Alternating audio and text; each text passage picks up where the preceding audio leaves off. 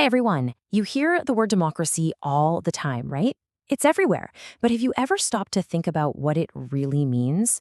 Well, that's exactly what we're going to break down today. All right, so let's just dive right in with the big question. When someone says a country is a democracy, what are they really getting at? I mean, it sounds straightforward, but believe me, there's a lot more to it than you'd think. And to really understand it, we've got to go back, way back, to where the word itself comes from. So, check this out. The word itself is a huge clue. It's actually two ancient Greek words smashed together. Demos, which means the people, and kratia, which means rule. You put them together and bingo! Democracy literally means rule by the people. Simple as that, right at its core. And that basic idea leads us to a really simple, clean definition we can start with. Basically, a democracy is a form of government where the people get to elect their own rulers. Seems simple enough on the surface, doesn't it? And hey, just a quick note. Everything we're about to get into, all these definitions and features, it all comes straight from the source material for this explainer, just so you know where we're getting our info. Okay, but is it really just about voting? I mean, lots of countries hold elections, but we wouldn't exactly call all of them democratic. So what's the secret sauce? What are the key ingredients that make a government a true democracy? And that question brings us to the real meat of this whole thing. It turns out there are four key features, you could think of them as the four pillars, that a true democracy has to be built on. These are the absolute must-haves. So here they are real quick. Number 1, the folks who get elected are the ones who actually rule. Number 2, the elections have to be genuinely free and fair.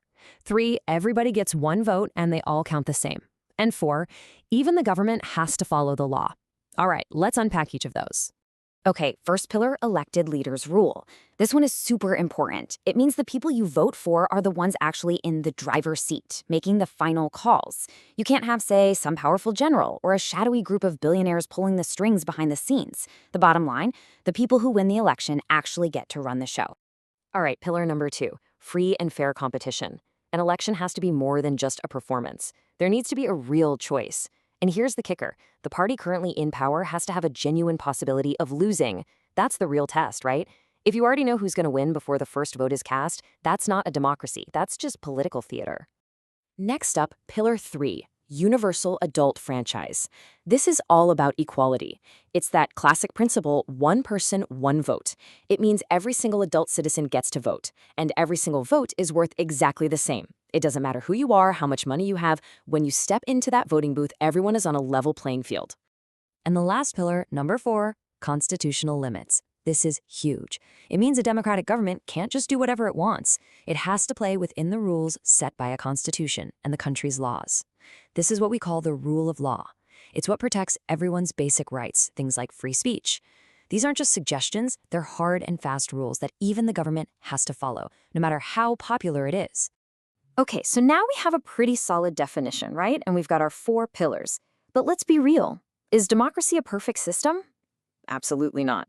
So, to wrap things up, let's dive into the debate and look at some of the arguments for and against it.